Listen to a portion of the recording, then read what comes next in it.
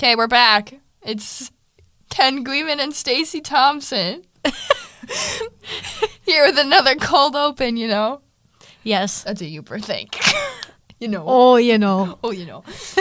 But we were just discussing some things and talking about how it literally went from like negative 30 degrees out to like 40 in like a span of a week. So that's lovely when you go outside and you think it's slushy driving down the roads. And you know it's been cold when 20 degrees feels like summer out. Shorts weather. Shorts weather. And how spring's coming around now. Spring sports. Yep. Yes. Softball, I'm so excited. Baseball. Oh, yeah. What else is there in spring? Golf. Track. But we were also talking about how with spring comes graduation. Yep. And how we're seniors now and like we've got our graduation. Yeah. Which is really strange and it's just coming up so fast. And then that means that we have to hand off the torch for this podcast to someone else. And we don't know who that's going to be yet, but no clue. We should probably figure that out. At some point, yes. But it's still February, but it's just crazy that in a couple days it's going to be March. Yeah. Which means it's almost April, which means it's almost May. Well, we've got a really exciting podcast today, and I believe that we have a couple of students from the elementary school joining us in our monthly elementary school interview. Yeah, they're pretty cute. Yeah. So just stay tuned. Look forward to you guys listening to that. So let's go.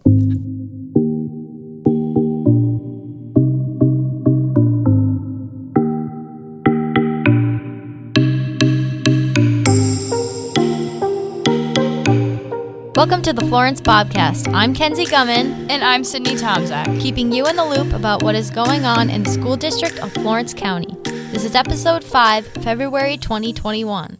Winter sports are winding down as February comes to a close. The girls' basketball team came to a close after a 36-33 loss to Three Lakes in round 2 of the WIAA regionals. Congratulations to the girls on a successful season. We also want to congratulate Caitlin Kelly and Isaiah Fennessy on a great wrestling season. We are looking forward to next year. Boys basketball had their season end after a 78-69 loss to Goodman Pembine Patriots in the final round of the WIAA regional tournament. The school district has partnered with the Florence County Sheriff's Department and the Wisconsin Department of Justice to provide students access to a new system called Speak Up, Speak Out. The system is designed to give students a confidential way to report bullying, instances of possible student self-harm, or school safety threats. These are then sent to school administration and the Sheriff's Department in order to properly address the tips being received. Students can download the Speak Up, Speak Out app from the Apple App Store or Google Play Store. Again, students can remain anonymous when submitting tips. Congratulations to Alan Dobson and Hannah Wilcox for passing the Certiport National Microsoft Word Certification Exam. This is a certification that is widely recognized in the business community. Way to go. This is a reminder that the operating referendum for the school district will be on the ballot on Tuesday, April 6th. Superintendent Mr. Ben Niehaus shared some more information with us this month about state and national funding, as well as how the school board has kept the budget in check. As you are likely aware by now, we are returning the failed referendum from this past fall to the April 6, 2021 ballot. The reality that puts our school district in this situation is that both our state and federal governments are not adequately supporting our school district and many other similarly sized school districts throughout northern Wisconsin. As illustration, each of the 5 school districts that border Florence County are also supported by referendums. This operational referendum, Florence County's 5th, will replace the current expiring referendum. Costs for goods and services increase annually for a school district, just as they do for you as a consumer. Over the past 10 years, inflation, as determined by the Consumer Price Index, has increased 17.7%. Simply put, it costs nearly 18 cents more on the dollar than it did 10 years ago for a purchased service or product. Yet over the past decade, the board has shown its commitment to both students and you, the taxpayer. During the same 10-year period that saw inflation increase nearly 18%, the Board of Education has kept the school district of Florence County's total increase in its budget to 12.7%, a full 5% below inflation during this same period of time. Yet, how have your state and federal governments supported the school district over the past decade and you as a taxpayer? Have the state and federal governments truly increased funding to Florence County schools as the headlines in recent years frequently share of, quote, historic increases? The answer simply is no. Wisconsin provided our district with collective revenues of just over $1.9 million in 2010-11. 10 years later, in 2019-20, the school district received $270,000 less in revenue, a 14% decrease from a decade prior. Our total federal revenues in 2010-11 were $429,000. 10 years later, nearly the same at $426,000, or a 0.5% decrease, far from any inflationary increase. Yet through this all, during the same time, the Board of Education has expanded student programming among many other opportunities and experiences that better prepare our students grades 4K through 12 for their post-secondary aspirations as they will contribute positively as citizens in society. I encourage people to visit our school website and under the Referendum 2021 tab. Please view the 3 PowerPoint presentations provided that go into great detail as to all we do and have done to maximize each and every taxpayer dollar in the interest of the children we serve.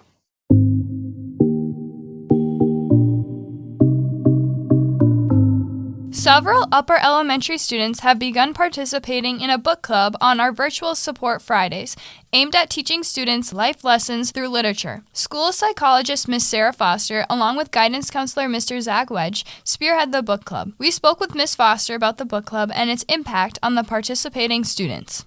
Thank you so much for joining us today, Miss Foster. Thanks for having me. So, we understand that your book club has a fun name. Would you mind sharing that with us? It is the Ultra Extraordinary Upper Elementary Book Club. And I named it that because it's for students 4 through 6, and it's full of ultra extraordinary people.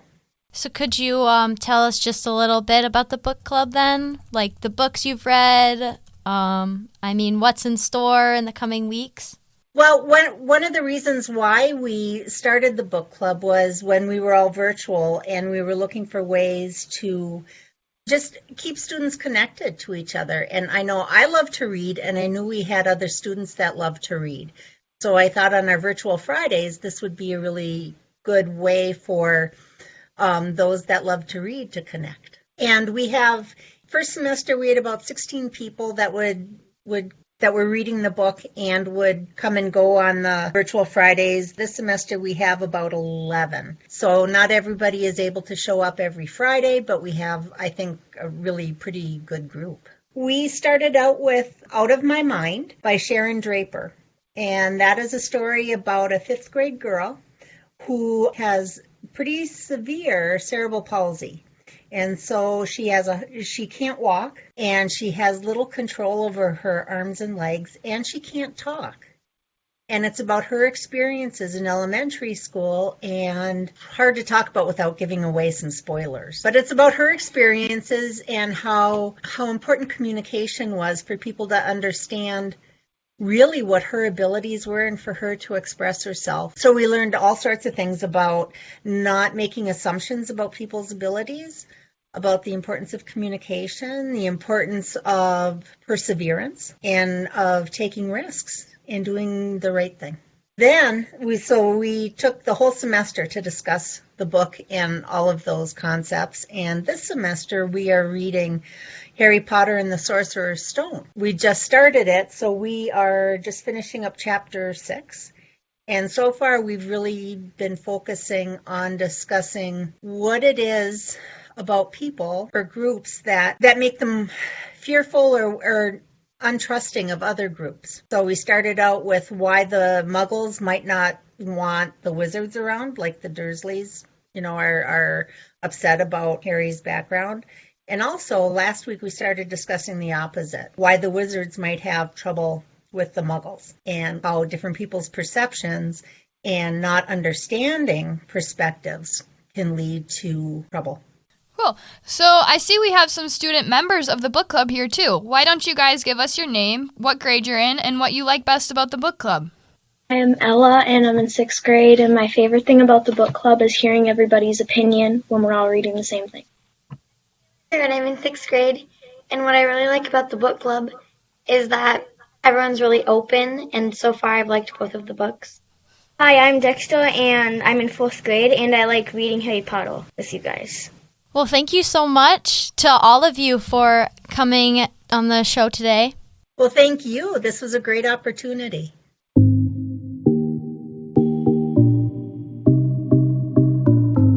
Juniors all across the state of Wisconsin are preparing to take the ACT. There have been some interesting changes in the past couple of years, and we sat down with guidance counselor and district assessment coordinator, Mr. Zach Wedge, to hear about some of those changes. Thank you, Mr. Wedge, for joining us today. Thank you for having me. I guess the first question that we have is, when will the juniors be taking the ACT this year? Well, yeah, the ACT, the majority of the juniors will take the test on March 9th and 10th. So 2 days this year, with the rest, the remainder finishing up by the latest March 19th. So how does the test differ? So with the pandemic, the changes, a lot of them are the result of the pandemic.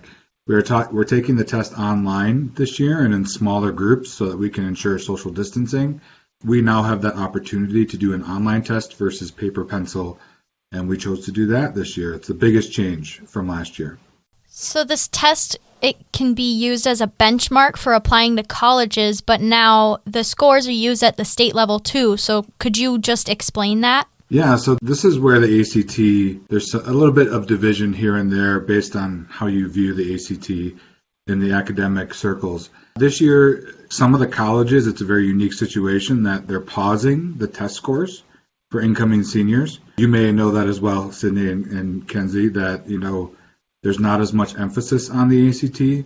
The pandemic really caused a lot of students to apparently not be able to take the test in larger groups, or maybe miss that deadline because of March. That's when a lot of the schools started to shut down in Wisconsin. Colleges have modified those requirements in response to this as a temporary event. So it's kind of like there's a pause in the college benchmarks. And then at the same time, the state of Wisconsin Department of Education uses the ACT scores as part of our achievement scores for our school report card. So it's been kind of twofold, but everything seems to be a little bit different this year. Hopefully in the coming years it'll go back to more normalcy, but very different for students, seniors going into colleges with the ACT. How can students best prepare for this test? So I think the preparation starts 3 years ago when you're a freshman, and we start practicing that standardized testing with the ACT Aspire in the 9th and 10th grades. We do that 3 times a year, and that just gets them used to taking a rigorous test like the ACT. And then 11th grade year, we do what's called the pre-ACT, and that's like, this year was paper and pencil, and we couldn't do that online, but it's like a practice ACT where students will get their scores and they know the areas that they're strong in and some areas that need improvement. Our teachers are using the On to College program. I don't know if you two remember that one, but with the fast-talking John Baylor. And he breaks down the subjects into multiple lessons using a lot of online formats that students can access using their Chromebooks at school or at home. So we wanted to make it open, that wherever the student is, they can access this ACT test prep. A few other things they can do is they need to take the time to review that information. If students have these resources at their fingertips but don't use them, it's kind of like they never had them. So really taking time to look at your scores from freshman, sophomore, and junior year before you take the test in March. And finally, I think the most important is that just continue to do their best in classes every day. With the grades in classes being a huge point of emphasis for colleges, given the pandemic, the one thing colleges can count on is how good students do in classes. And so take the time to do well every day you're able to, whether you're a junior, senior, sophomore, or freshman, and get the best grades possible, as that will help with learning material for any college entrance exam. So I think that's the thing I wanted to bring home, is that to prepare for the test, start when you're a freshman and keep working hard until you're a senior. Awesome. Well, thank you so much for joining us again today. Thank you. I appreciate it. And do well, juniors.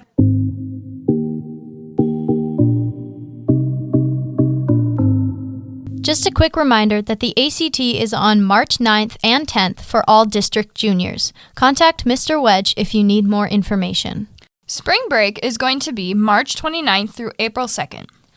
Remember, you can find all of the district's upcoming events, including athletic events or changes to events, at our website, myflorence.org, or at our Facebook page.